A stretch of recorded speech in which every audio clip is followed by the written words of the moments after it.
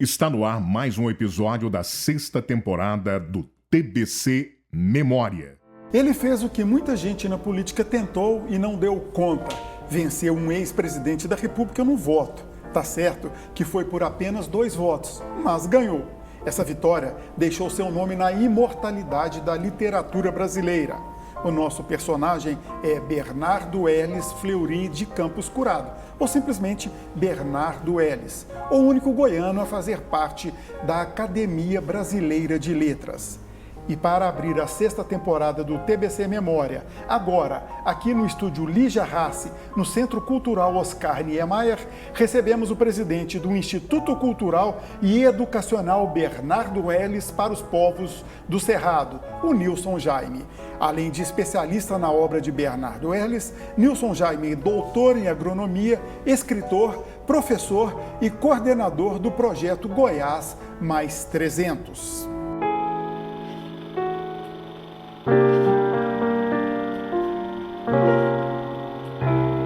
Olá, Nilson, prazer ter você aqui no TBC Memória.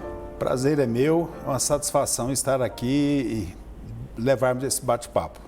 Vamos voltar no tempo, falar do Bernardo Ellis lá em Corumbá, né, aqui em Goiás, no interior do estado, uma cidade pequena.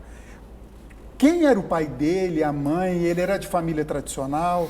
Primeiramente, nós recentemente lançamos o livro Goiânia, 90 anos, e no último capítulo desse livro eu mostro pela segunda vez, já que a primeira foi numa revista da UEG, a genealogia ancestral de Bernardo Ellis até o cacique Tibiriçá.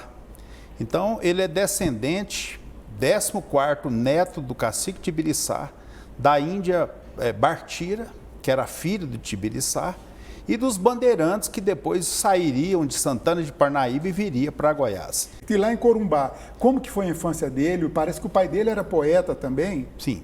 Bem, a família Fleury, o pai dele é o Érico Curado, que foi o introdutor do simbolismo em Goiás.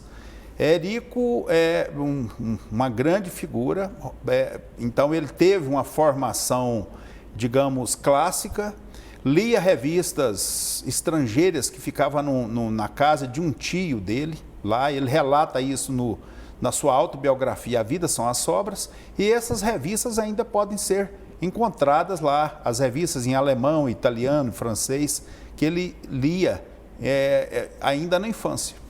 Tá, e ele nasceu, como a gente falou, na cidade de Corumbá de Goiás, no mesmo ano de outro grande escritor goiano, José J. Veiga. Um nasceu no começo do ano, outro nasceu no final do ano. Eu ouvi dizer que eles não tinham muito contato, não se davam bem. É verdade isso? O Bariano Hortêncio, ele dizia que o Bernardo falou para ele, e o Veiga também, José J. Veiga, que a única coisa que tinha em comum é que um morava na rua de cima, o outro na rua de baixo. Mas, ou seja, embora contemporâneos, depois viriam a ser nascidos no mesmo ano de 1915 e depois viriam a ser grandes escritores, os maiores nomes aí da nossa literatura, eles não tiveram muito contato nesse período. Posteriormente, o Veiga ele foi para o exterior, né, para fora de Goiás. Ele se afastou desse panorama goiano, enquanto que Bernardo ficou aqui e por um breve tempo no Rio de Janeiro. E qual que era da rua de cima e qual que era da rua de baixo? Um era rico, outro era pobre? Não, os dois tinham mais ou menos a mesma classe social, né? Então, procura-se muito polemizá-los, né? Antagonizá-los em função da importância que eles tiveram, mas o certo é que foram 2 grandes escritores, né? 2 grandes nomes da nossa literatura. Corumbá é uma cidade pequena, é lógico que chega um momento, o adolescente, o jovem, tem que ir para a cidade maior estudar. Ele foi para a cidade de Goiás logo em seguida. Como é que foi esse período? Sim, ele foi para a cidade de Goiás, ficou lá por alguns anos, né? Em torno de 7 anos, e só saiu de lá por um breve período, quando ele passou por Anápolis, né, e Corumbá mesmo, e posteriormente mudou para a nova capital, que é o que eu relato nesse livro aqui, numa crônica intitulada Receita Goiana para Mudar uma Capital. E eu mostro essa filiação dele nesse período em Anápolis ao Partido Comunista do Brasil, na época era o PCB, mas tinha essa nomenclatura, né? Não era o PC do B, e posteriormente ele veio para Goiânia para trabalhar na prefeitura de Goiânia. Vamos voltar na cidade de Goiás Vamos. ainda na adolescência, início da juventude. Certo. Parece que foi a primeira experiência literária concreta dele, trabalhando num jornal na cidade de Goiás, o Liceu. Lá ele escreveu um conto, né, um romance até, que posteriormente ele viria a publicar, mas lá ele o publicou em fascículos, né, em pequenos fascículos. E lá ele teve a sua iniciação literária, embora ela só se concretizou de fato nesse período de 1944, quando ele fundou, ele lançou o seu livro Ermos e Gerais. E é um dos mais famosos dele também, um dos mais consagrados, né? Ele foi responsável pela criação da Bolsa de Publicações Hugo de Carvalho Ramos. O Bernardo, ele era assessor do venerando de Freitas Borges, o prefeito. Primeiro prefeito de Goiânia. Primeiro prefeito de Goiânia. Inclusive, ele chegou a ocupar por duas vezes, interinamente, por alguns dias, a prefeitura. Fato pouco conhecido. Ele assinava como prefeito e tal? Como que Não, é? certamente era só apenas um preposto, só a responsabilidade, né? Ele não tinha prerrogativa legal para isso. Mas ele teve essa passagem. E quando ele escreveu esse livro, por sinal, um excelente livro que nós pretendemos republicar agora, o Instituto Bernardo Ellis, ele mandou uma cópia do livro para o Monteiro Lobato. E o venerando perguntava para ele: Bernardo, e o Lobato respondeu? Ele dizia que não, porque ele achava que era uma brincadeira, uma pilhéria do Monteiro Lobato. Mas a hora que o venerando apertou, ele mostrou a carta para ele e ele rasgava fartos elogios ao livro, e o venerando falou: vamos publicar esse livro, mas você não pode entrar sozinho, vamos criar uma bolsa de publicações, que existe até hoje. Você estava falando que ele se candidatou a deputado estadual pelo PCB, que na linguagem política chamava de partidão. Partidão. Né? O Bernardo sempre se falou que ele era comunista, né? E de fato ele foi um dos fundadores do Partido Comunista, logo após a redemocratização, né? Em 47 ele participou e se candidatou, inclusive, né? E obteve aí 300 e poucos votos. Foi uma votação pífia, mas naquele período era mais para marcar posição. E posteriormente ele teve uma outra participação bastante nessa parte política, com a fundação do SEB. Em 1962, quando foi fundada a Universidade Federal de Goiás, o primeiro reitor, Colemar Natal e Silva, que era também presidente do Instituto Histórico e Geográfico. E ele resolveu criar lá o SEB, Centro de Estudos Brasileiros. E nesse SEB, o Bernardo era o vice-diretor e o Gilberto Mendonça Teles o diretor. Começou a ingressar, por causa da temática, começou a ingressar alguns elementos de esquerda, pessoas que vinham de outros estados para estudar essa coisa inédita, que eram os problemas brasileiros, e com o golpe militar de 64, quando veio o AI-1, eles fecharam o SEB e caçaram Bernardo Ellis. E não foi a única perseguição política que ele sofreu durante a ditadura militar, não, né?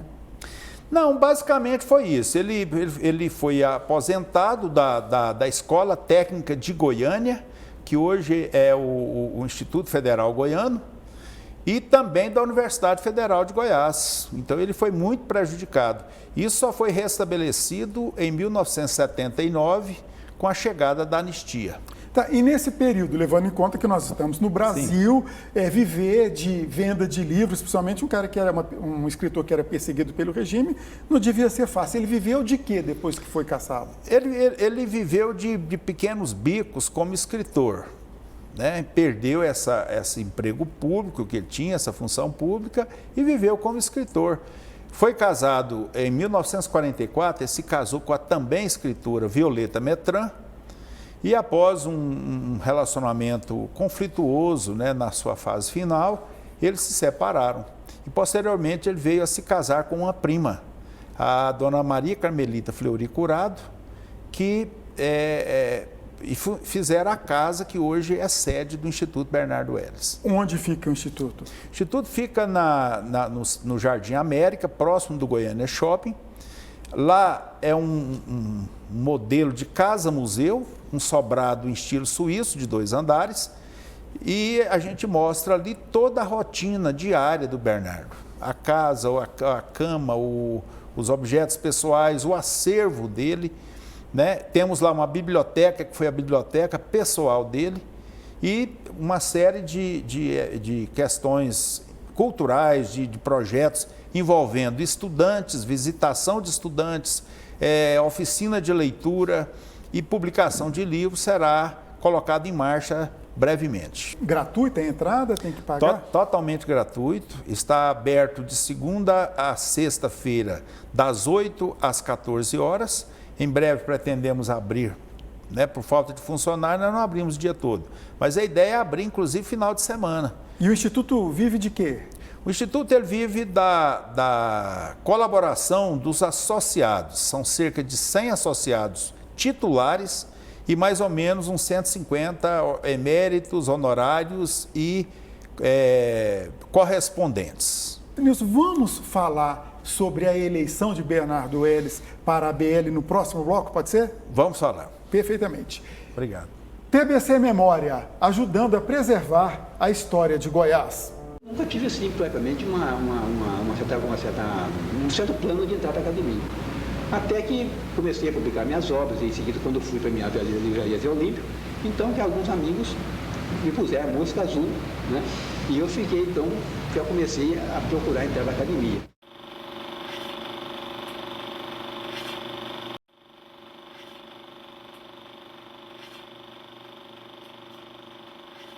O tema de abertura da 6ª temporada do TBC Memória, agora gravado aqui no estúdio Lígia Rassi, no Centro Cultural Oscar Niemeyer, é Bernardo Ellis. E para falar sobre Bernardo Ellis, nada melhor do que o presidente do Instituto Bernardo Ellis, o Nilson Jaime, ele que é agrônomo, mestre, doutor em agronomia, escritor, integrante também do Instituto Histórico e Geográfico de Goiás. Bernardo Ellis foi eleito em 1975 para a Academia Brasileira de Letras, foi a 3ª tentativa dele. E como eu falei na entrada do programa, ele derrotou ninguém menos do que Juscelino Kubitschek. Quero contextualizar com você, Nilson. Em 1975, JK, caçado pela ditadura, veio a morrer no ano seguinte. Até que ponto essa eleição teve influência política da ditadura? Vamos afastar JK, que é um perigo.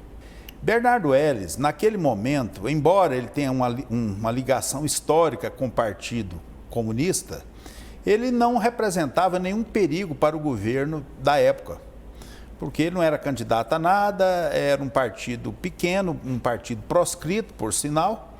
Então, esse histórico dele não teve o peso que teria uma disputa, um Juscelino Kubitschek, que todos pensavam que após a abertura política ele seria o candidato, não poderia ocupar um espaço como o da Casa de Machado de Assis.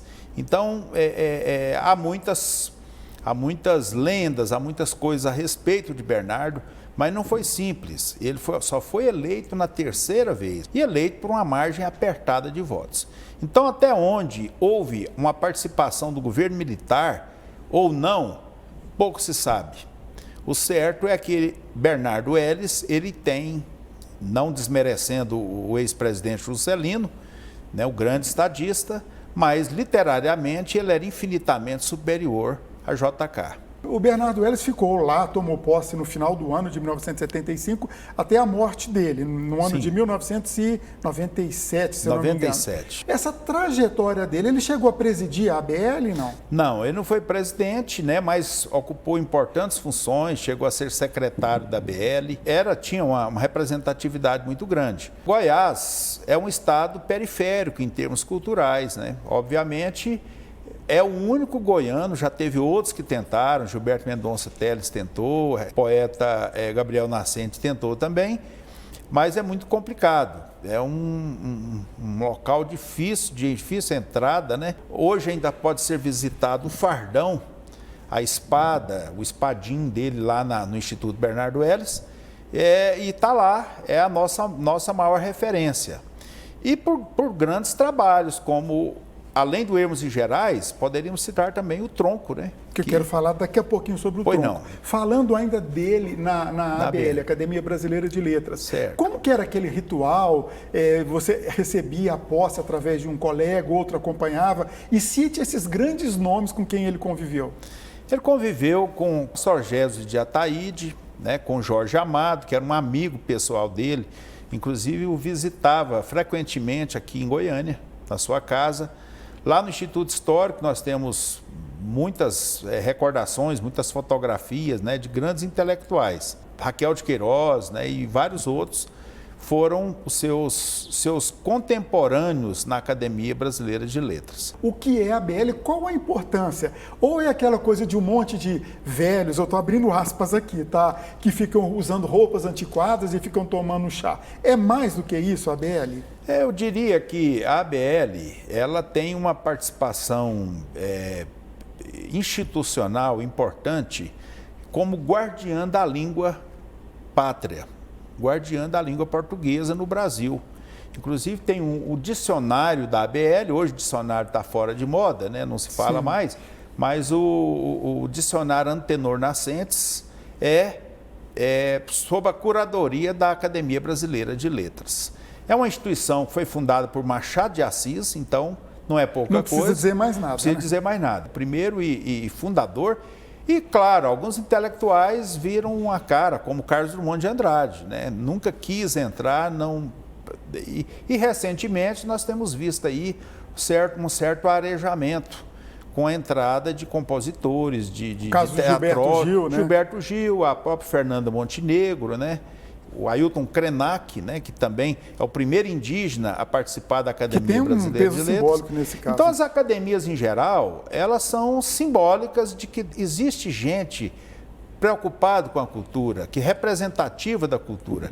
E ela tem a sua representatividade na medida que é um colegiado que tem mais de 100 anos. Agora, você andou dando uma cutucadinha, uma crítica na ABL alguns anos atrás, por causa do perfil do Bernardo, eles omitiram coisas, o que foi?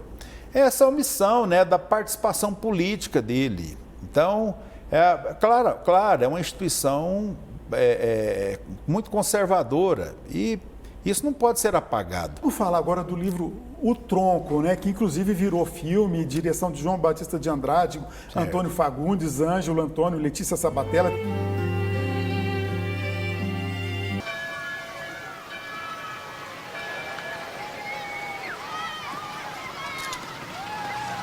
Juiz de Direito da Comarca de Santa Luzia. O senhor é um homem muito bem visto, doutor Carvalho. Benevolência dos amigos, senhor presidente. O que é isso, doutor Carvalho? Servir ao Estado é um sacrifício. Já servir bem como o senhor é uma arte. Nem sempre bem compreendida, né? Nós devemos sempre pensar nisso. O bem servir sem nos importar muito com o que pensam de nós no momento. A benevolência, doutor Carvalho, pode ser tão danosa quanto o castigo excessivo. Mas é a história que nos julgará, não é? O senhor conhece bem o norte do estado?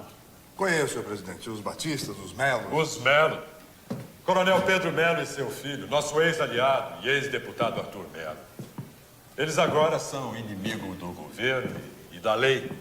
Fala do livro e depois de ter virado filme, você chegou a assistir o filme, fazer uma comparação? Sim. O filme, a linguagem do cinema, ela é obviamente muito mais célere. Não dá para comparar, né? Sempre o livro é muito superior ao filme. Agora, ele tem essa questão da massificação, né? A pessoa em 1 hora conhece a história, enquanto que o livro ele vai gastar aí diversas horas, dezenas de horas. O livro O Tronco, ele era para ser um livro de história. Bernardo Elis era um professor de História e Geografia na Escola Técnica e na Universidade Federal, como já falamos, e ele fez um levantamento de um acontecimento que se deu em São José do Duro, hoje Dianópolis, no Tocantins. E ali foram mortas 9 pessoas no tronco, e esse tronco a gente imagina que é aqueles postes de amarrar escravo, mas não era. Eles colocavam as mãos ou os pés, e os pés eram colocados ali. 9 pessoas que estavam nesse tronco foram chacinadas pela polícia. Isso em torno de 1918, 1919, todo o acontecimento, que é o espaço temporal do livro O Tronco. Bernardo tentou fazer esse livro de história, percebeu que existia coisas ainda muito recentes que poderia lhe trazer dissabores e problemas legais, inclusive, e ele preferiu romancear e se tornou esse grande romance do regionalismo brasileiro. André Louco é um conto que é baseado num caso lá de Corumbá mesmo. É nessa linha também, ele pegou o caso concreto e romantizou? Fazia muito isso, né? Então ele é possível, inclusive muitos parentes dele não gostam de algumas coisas que ele coloca nos contos dele. Obviamente o escritor, ele parte de alguma ideia, de alguma observação, e ele, no mundo da ficção, ele muda nomes, alguns são mantidos. Eu tenho um conto que se passa mesmo aqui nessa região, que é o André Louco, né? Que é uma novela que tem cerca de 70 páginas. Então, foi o caso de um camponês que ficou doido e, como não havia nenhuma assistência médica, ele então foi posto na cadeia. Ele foi naquele prédio ali onde hoje é o Correio, ali era a cadeia.